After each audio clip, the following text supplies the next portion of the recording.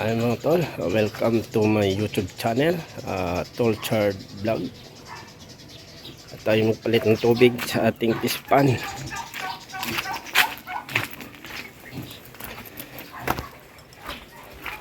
Ito yung ating fish pan na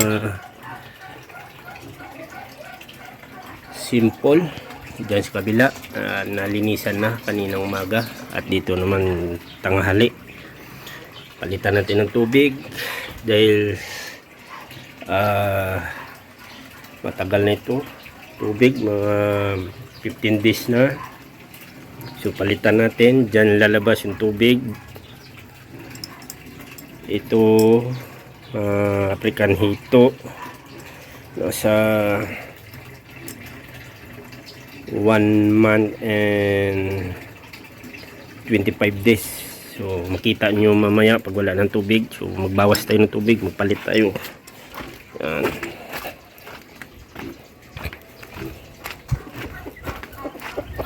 So dito ako magbawas ng tubig.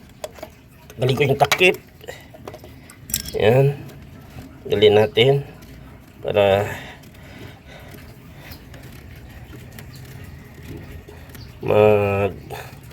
ubos lahat ng tubig. Ayan.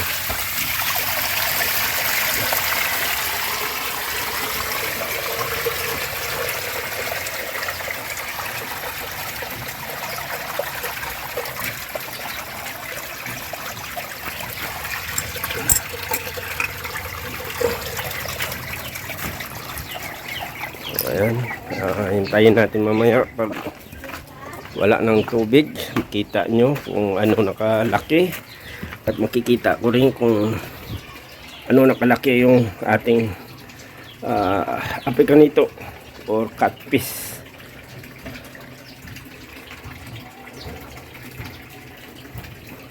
Yan, bawas na yung tubig.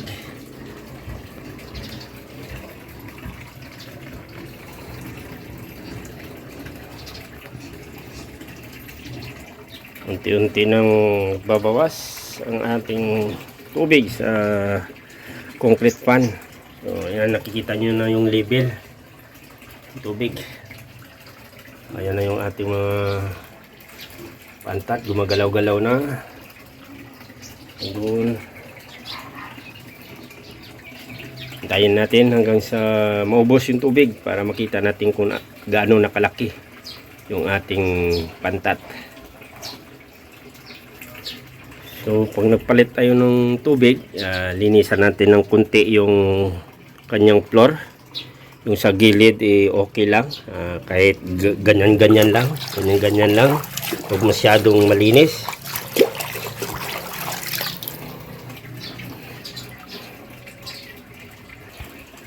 Mga tol, maglinis-linis muna tayo. Ganyan-ganyan lang.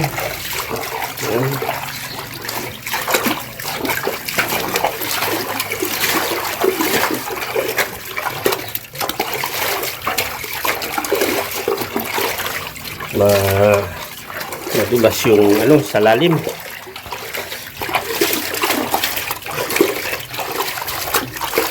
Ganyan lang, huwag masyadong malinis.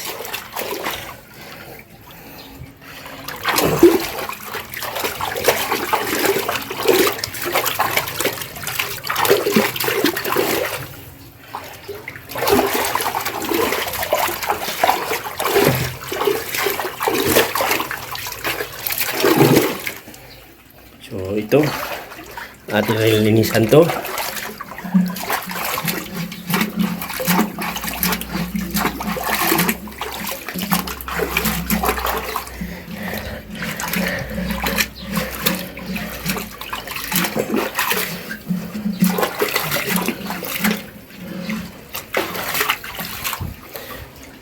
So malapit na maubos yung tubig. Ayan, marami na yung bawas ng tubig. Hintay-hintay lang tayo hanggang sa maubos at makita natin kung gaano nakalaki ang ating African Hito.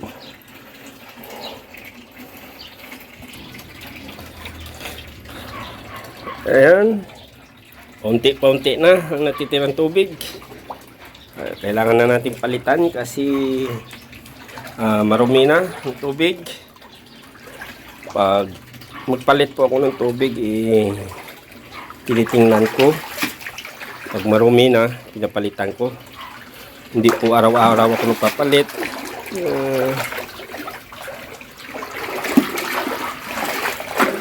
Pag alam kong may marumi na at may kunting amoy, saka ako magpalit ng tubig. Pero pag okay pa naman yung tubig, hindi pa ako nagpapalit.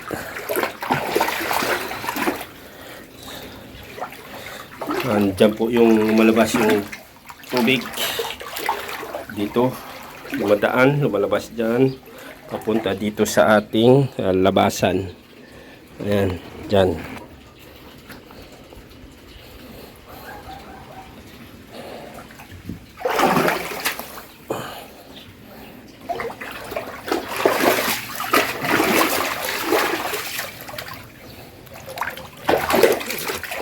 Ginaganon ko yung gilid para malinisan ng kunti, pero hindi ko sinasagad na masyadong malinis.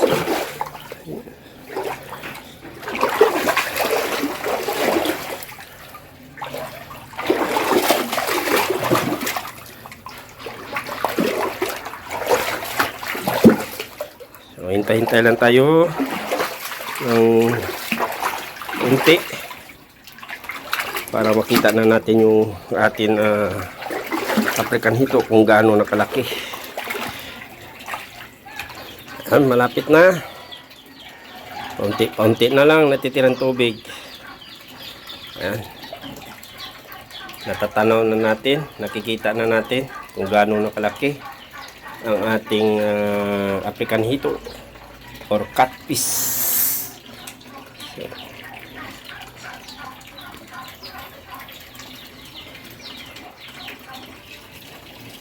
So, ayan ang ating African hito or catfish.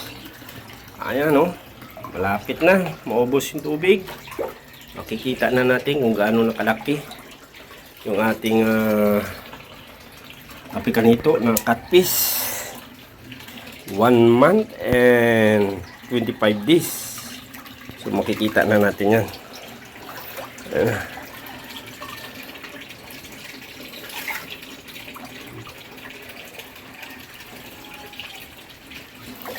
Ayan sila, oh. Ayan, oh.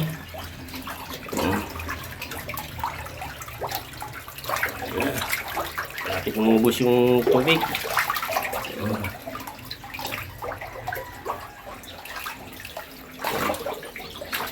Ang tataba nila.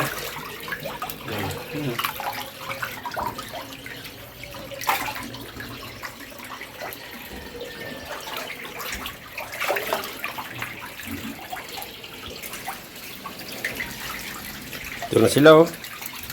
Ayan, oh. Oh. Ayan ang ating African hito na 1 month and 25 days. Ayan na sila kalaki. So ako'y maglinis ng floor. Brush ko kunti.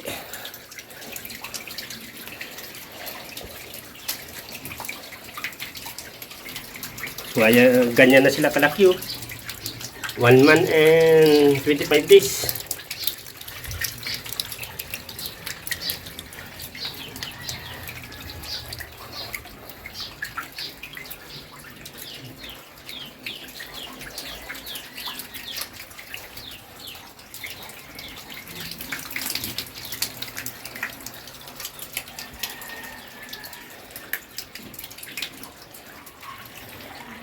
Ayan mga tol, tayo ay tapos na maglinis ng ating flooring sa ating concrete pan.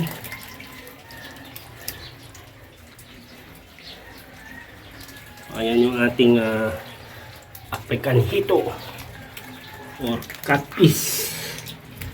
Mga tol. Okay. Ito ay nasa 1 month and 25 days. Ayan. Nasa 1 month and 25 days mga tol. So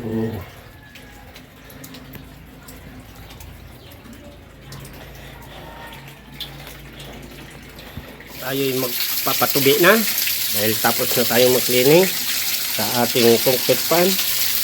Ayan mga tol, ang ating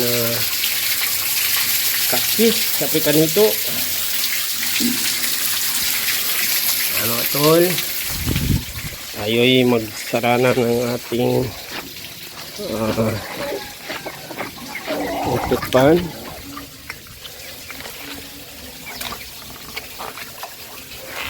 So ito, sarana natin yan para mag-ipon na yung tubig doon.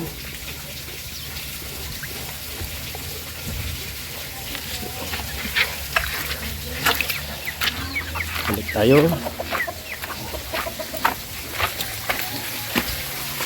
Tingnan natin. Ayan mga tol, tayo mag-ipon na ng tubig.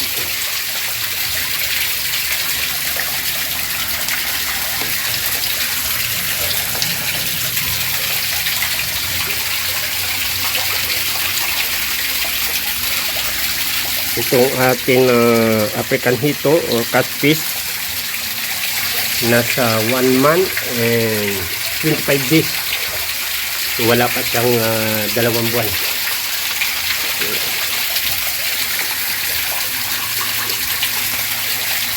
So update ko kayo sa 2 months, ipapakita natin hanggang sa 3 months kung gaano nakalaki ang ating catfish African hito. So, salamat sa sumusuporta sa aking YouTube channel, Tortured Vlog. At hanggang sa muli. And thank you for watching. Bye-bye.